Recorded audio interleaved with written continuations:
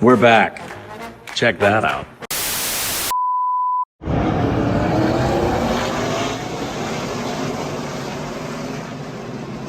The Game Show Network, or GSN for short, isn't just a hub for reruns of popular game shows they've acquired over the years.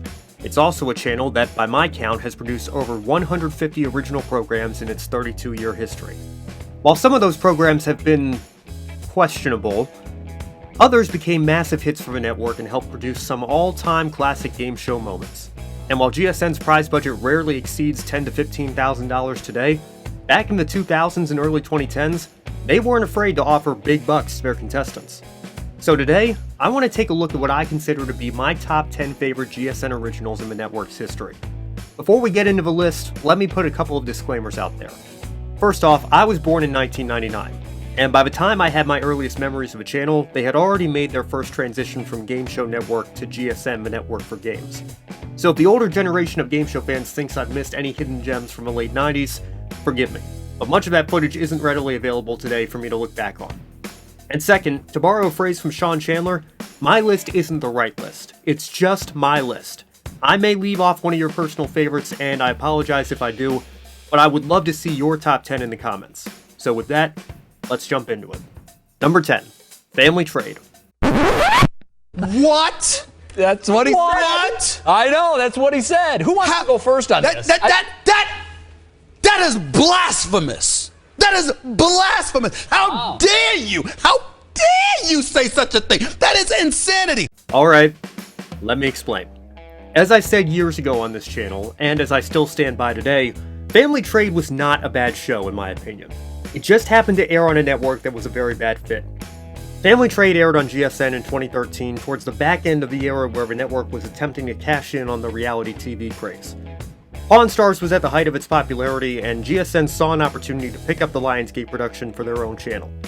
The show followed G-Stone Motors, a car dealership in Middlebury, Vermont that accepted any and all saleable items in trade as down payments on their vehicles, and then followed the dealer's attempts to resell those items and either turn a profit or take a loss. 8 episodes aired over a month and a half, and then the show was quietly dropped. Game show fans were understandably annoyed that more reality TV was infiltrating the network, but for me, as a longtime fan of history shows like Pawn Stars and American Restoration, I definitely enjoyed this one. And I think it would have gotten much more than just one season with 8 episodes had it aired on a network like History or A&E instead. Number 9, Idiotest. Idiotest aired from 2014 to 2017, but looking back on it, it feels a lot like something you'd see on the network today in the 2020s. And maybe that's just because it's a traditional game show with a $10,000 top prize, but I always enjoyed watching this one. And it was hard not to play along with the contestants. Hosted by Ben Glebe, 2 teams would work together to attempt to solve brain teaser styles of questions. The longer it took them to select an answer, the less money would be available for them to win. Whichever team had the most money at the end of the game advanced to a bonus round where both team members would have to answer the same question individually. One of them getting it right would win them an additional $1,000, while both of them getting it right won them a $10,000 grand prize.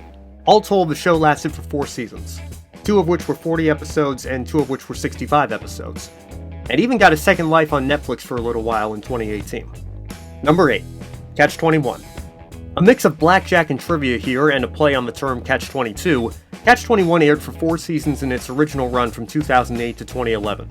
Hosted by Alfonso Ribeiro with Mickey Padilla as the card dealer, the show featured 3 individual contestants, each dealt an individual card and proceeding to attempt to bring their hand as close to 21 as possible. Whoever survives the main game proceeds to the bonus round where they're given 3 hands to work with, as well as a number of power chips to throw out any undesired cards depending on how well they performed in the main game. Catch-22 with 1 hand and the contestant wins $2,500. 21 in 2 hands earns them $5,000, and should they be fortunate enough to catch 21 in all 3 hands, they earn the top prize of $25,000. The show was popular enough in reruns that it even got a brief revival for a 5th season in the fall of 2019. Ribeiro came back to host and even brought his Dancing with the Stars championship-winning partner Whitney Carson to be the card dealer this time. Number 7, Baggage. This one's admittedly a guilty pleasure of mine that I definitely shouldn't have been watching when I was 12, but let's be honest, around 2010 and 2011, GSN didn't have much else going for it. The show was hosted by the late Jerry Springer and was a dating show that featured either 1 woman and 3 men, or 1 man and 3 women, revealing their biggest embarrassing, unique, and most of the time flat-out weird and grotesque secrets, or their baggage. Each of the 3 contestants reveals a small piece of baggage before their medium-sized baggage is revealed anonymously. The suitor then eliminates one of the contestants based on their baggage alone before it's revealed which bag belongs to which contestant. The remaining 2 then reveal their largest piece of baggage, and the suitor then eliminates a second contestant, leaving them with the winner. Before the game ends, however, the suitor reveals some baggage of their own. If the winning contestant can accept that baggage, they win a romantic dinner for 2. Easily the cheapest top prize the network has to offer, although that's not really the point for a show like this, I suppose. The format returned to the network in 2015 as a traveling game show under the title Baggage on the Road, and a very similar show called Red Flag Green Flag premiered on the ELIXIR dating show's YouTube channel just this past year. So maybe the show was actually ahead of its time in some ways when you think about it. Number 6. Whammy, the all-new Press Your Luck. Like many of GSN's originals, this one was a new twist on an all-time classic. Press Your Luck aired for a little more than 3 years on CBS from 1983 to 1986, which is honestly a pretty short original run given how much big bucks no whammies became ingrained in American pop culture. GSN was airing reruns of the show, and original host Peter Tamarkin had hosted GSN's Prime Games segment in the network's infancy, so viewers were definitely familiar with both the host and the show by the time GSN premiered Whammy, the all-new Press Your Luck in 2002. The show took everything that worked from the original and built on it, using a big board that was completely randomized and dubbed by Tamarkin as Larson-proof. They also added a running gag in the form of double whammies, and in the second season, added a feature where contestants could quote-unquote whammy the whammy. Anytime a contestant hit a whammy, their cash and prizes were deposited into what was called the Big Bank.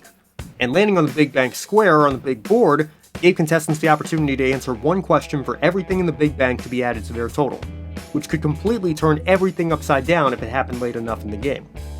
Tamarkin did tape a pilot episode, but the network chose Todd Newton to be the host of the revival. Though Tamarkin did make an appearance hosting the question round on a special episode that featured Michael Larson's brother James and his original opponents Ed and Janie from the infamous 1984 episode. The show only lasted 2 seasons, but lasted a lifetime in reruns on the network, remaining on the schedule with at least one time slot until 2017 and even coming back to the network for a bit in 2020, a year after ABC's revival first premiered. Number 5. Masterminds. Another pretty recent one for this list, Masterminds evolved out of its predecessor, Best Ever Trivia Show, which had been hosted by Sherry Shepard. Brooke Burns took over when the show became Masterminds and continued to host it through its 4-season run from 2020 to 2023. 3 contestants compete against one another alongside 3 trivia experts. The winning contestant then goes head-to-head with the winning mastermind for a shot at $10,000 in the Ultimate Trivia Showdown. If the contestant wins the top prize, they're invited back to the next episode, and if they win the top prize again, they have a chance to be invited back and play as a future mastermind themselves, putting them in the same category with the likes of trivia geniuses such as Jeopardy legend Ken Jennings and Mark the Beast Lebet from The Chase. More on that later, of course. Number 4. Lingo. Another 2000s revival of a show from the 80s, Lingo originally ran from 2002 to 2007, and was hosted by game show legend Chuck Woolery. Teams of 2 try to guess 5-letter words to score points, while also drawing lingo balls to score 5 in a row on a bingo board to score even more points. The fun, simple format quickly became one of the most successful originals in GSN history, and when enough episodes were on the shelf that the show entered the rerun cycle, it remained popular enough that GSN brought it back in 2011 for 40 new episodes with Bill Engvall as the host. And this time, GSN upped the grand prize to $100,000 after simplifying the bonus round to only include guessing 5-letter words.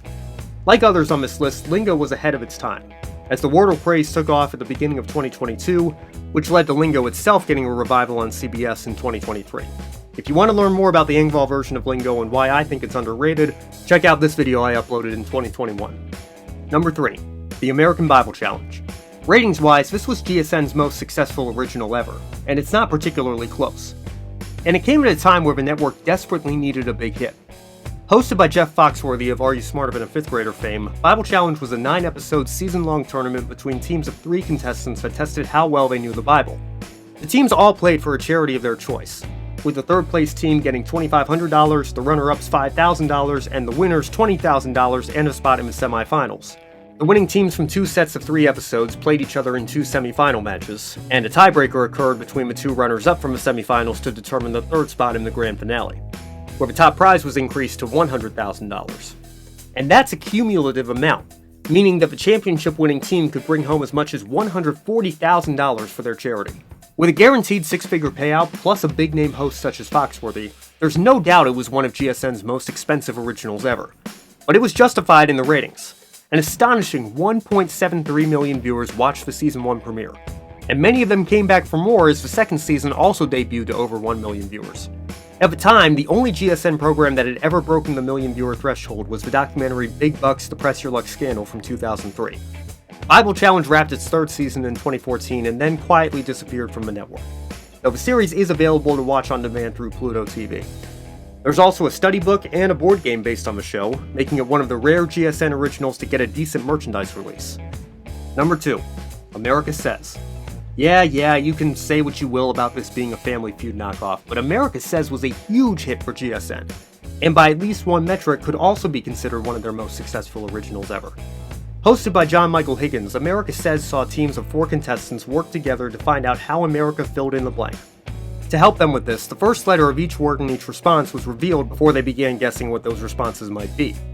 The winning team then moved on to a bonus round, where they had to guess the most popular answer, then the top 2, 3, and 4 most popular answers to 4 such questions in under 60 seconds. If they can get all 10 answers in time, they win $15,000. Otherwise, they leave with a $1,000 consolation prize. The series stuck around for 5 seasons and over 500 episodes, believed to be the most ever for a GSN original program. The series wrapped up at the end of 2022, but can still be seen in reruns today, along with Split Second, another GSN original hosted by Higgins.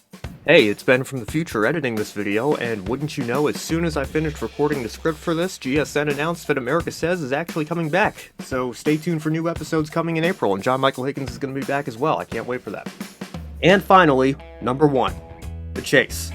I know I said this is just my list, but I'm fully confident in my number 1 choice.